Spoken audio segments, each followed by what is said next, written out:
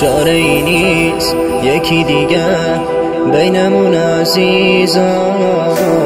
اشکام رو عکسای دوتاییمون دارن میریزن.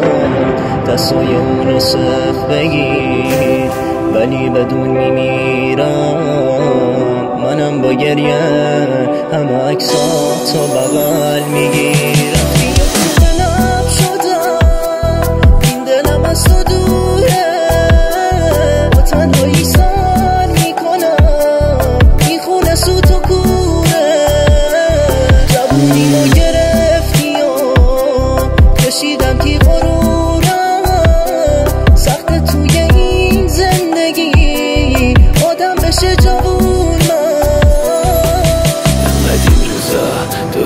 شده از قصه هیچکی جرأت نمیکنه حالمو بپرسه.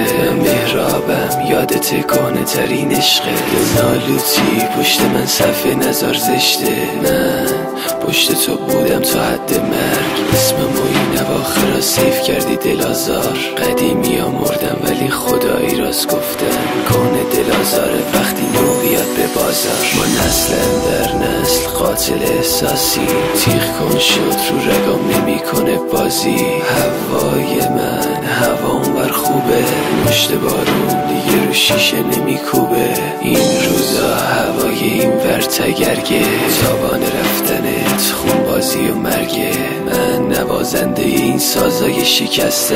بعد رفتنت به در مادرم هم شکستم. من بودم اونم بود انگار قسمت نبود. باش از اول تو دنیا غیر از خدا هیچ کس نبود.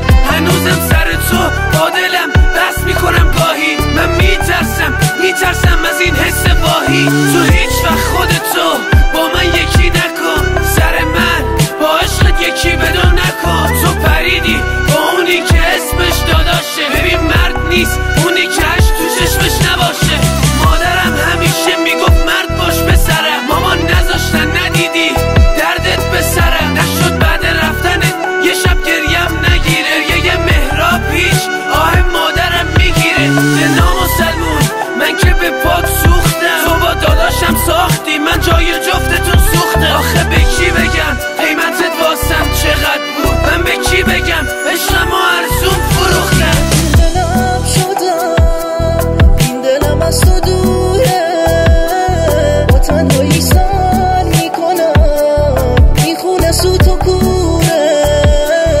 جوونی رو گرفتی و کشیدم کی غرورم.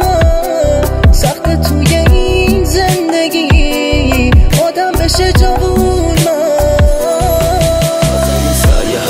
جاده پر از سردی بازم آرشامتی واژه ها رو مقدسی. امشب از اون شباست که تیغه به شارک میرسه. داد بزن مهراب که تموم شه این قصه. راب داد بزن باز مو به تنم سیر شه. این بار به خاطر اومدنش رو بزنم میشه. ولی که خم نشدم آخر کمرم و شکست. این درد دوریش آخر تبر گرفت به دست.